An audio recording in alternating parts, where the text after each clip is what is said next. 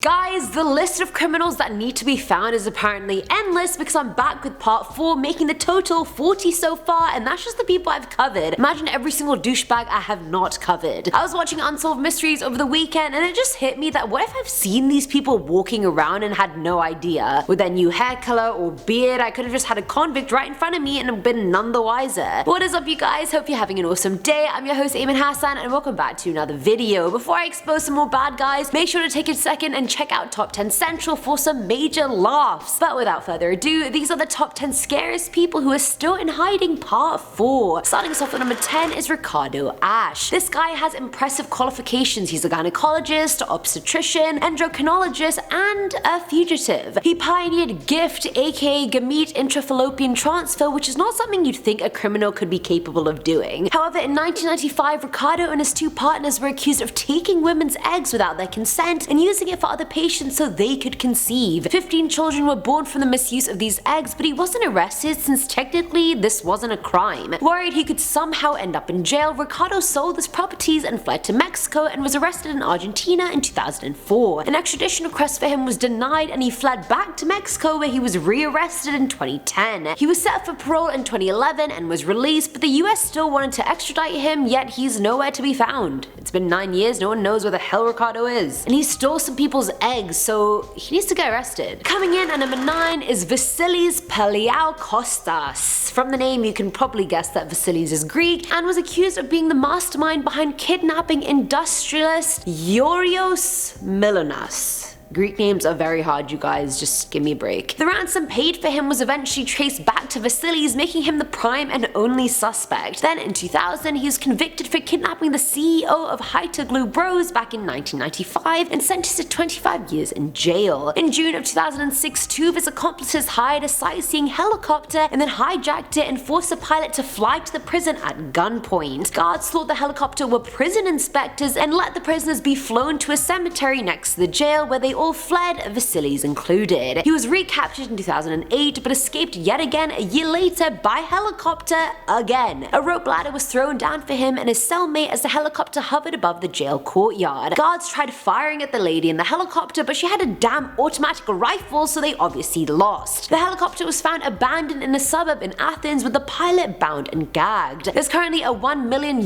bounty placed on any information about Vasilis' whereabouts. Honestly, pat on the back for me for trying to pronounce these Greek names. They all are complicated as hell. At number 8 we have Omid Tavili. Iranian-Canadian Omid is a gangster who is the kingpin of a huge crime family in Canada. The RCMP revealed he was arrested back in 2000 for having 3 kilograms of cocaine on him but was found not guilty. He then ran a scam telemarketing business aimed at Americans and ended up stealing $3 million, mostly from old people that just fell for the scam. He was arrested in British Columbia in 2003 after the US District Court issued a federal arrest warrant for him. 2 years later, he realized $300,000 of his drug money had gone missing and guessed it was his career that had taken it and fled. So to enact revenge, he kidnapped the dude's brother-in-law, sexually assaulted him, and then interrogated him before getting arrested himself. In 2007, the BC Supreme Court ordered him to be extradited to the US, but that didn't scare Omid since Amandeep Singh was his lawyer. The criminal and extradition lawyer that literally represents all these controversial criminals like Rakesh Saxena. Like, you know, he's getting a lot of money for defending these criminals, but whatever. Either way, they filed for an appeal, and while waiting for the result, Omid disguised himself as janitor Edwin Teesney and escaped from jail. No one knows where he is today. Filling at number 7 slot is Alfred Stark. At 92 years old, this man committed heinous war crimes when he was a Nazi in the 40s. Anyway, he was accused of ordering the execution of 117 Italian prisoners of war. This was part of the slaughter of nearly 9,500 officers after the Germany-Italy alliance went to shit.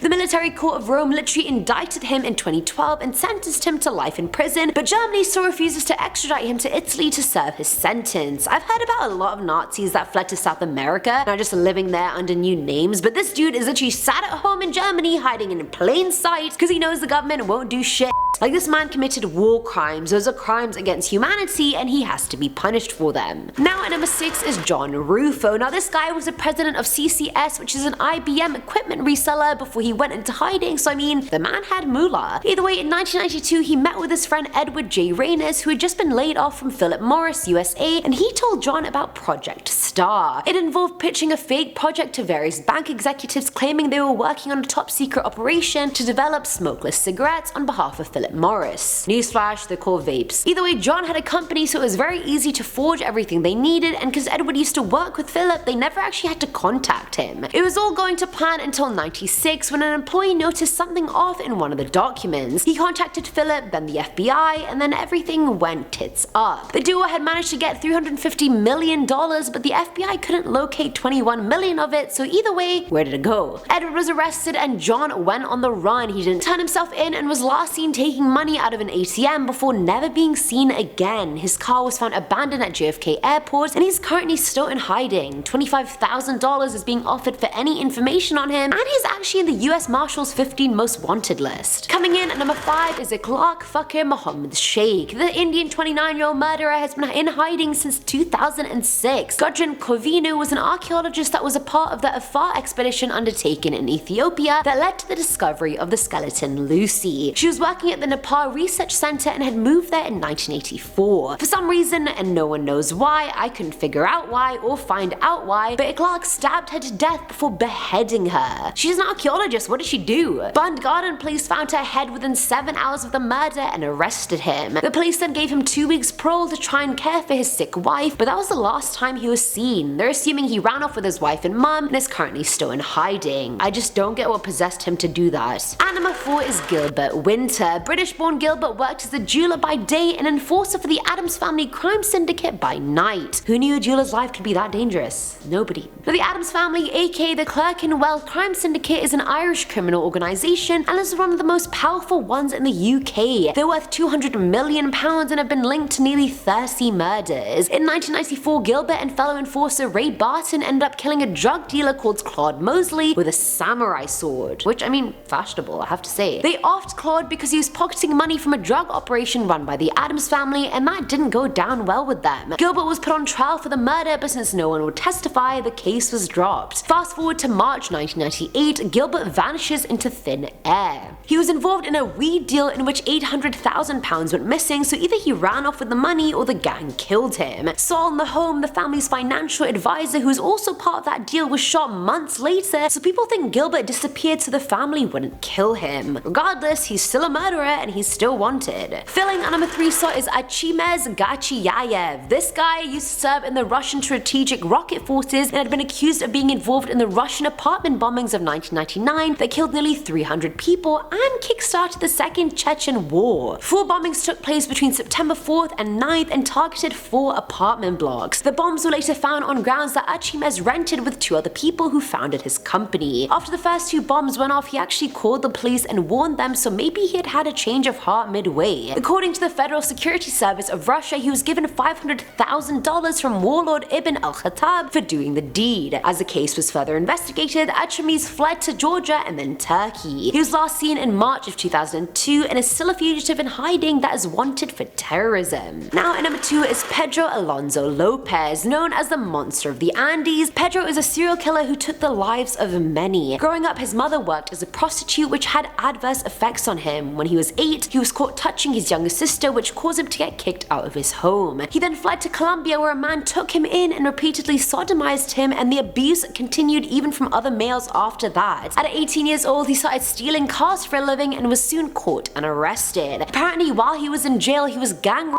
and that left him so angry he killed all those involved while he was still in jail. When he got out though, he started killing girls in Peru, and by 1978 he had murdered over 100 people. The police had him but released him, and so he moved to Ecuador, killing up to 3 girls a week. By 1980 he was arrested in an abduction gone wrong and confessed to killing 103 girls, but was released 8 years later for good behavior. Over the next 15 years he was arrested, released, and re-arrested before getting free in 98. He's currently still wanted for killing and over 300 girls in Peru, Colombia, and Ecuador. And finally, at number 1 is Xavier Dupont de Ligón. I put this one on the list because unsolved mysteries inspired me, to be honest, and the case is very interesting. So back in April of 2011, the family's neighbor got suspicious when the Ligón's home was boarded up and decided to call the police. The family was nowhere to be found until a letter came saying they had fled to the US since the parents were DEA agents. That was obviously fake, and after several police visits to the house, the bodies of the wife Agnes, the 4 kids, and the 2 dogs were all found buried in their garden. Xavier's body was not there, and neither was his car. So already we have prime suspect number 1, the dad. Now everyone had been shot by a rifle that Xavier had inherited from his dad 3 weeks prior. Apparently he was under crippling debt and had no money left, and as a count, he didn't want his children or the public to know the family was ruined. He also didn't want his kids to suffer any hardships either, so apparently he thought killing them was the best thing to do. After he fled, he didn't even hide, he was still using his credit card at places and waved at a security camera in southeastern France before taking off with his rifle and leaving his car. If he did commit suicide, the body was never found, and if he fled, well, he's still wanted. And that is it for today's video, guys. We've already covered 40 criminals who are in hiding. God knows how many more there are. Let me know what you guys thought in the comments below. As always, I'm your host, Ayman Hassan, and I'll catch you in the next one. Bye!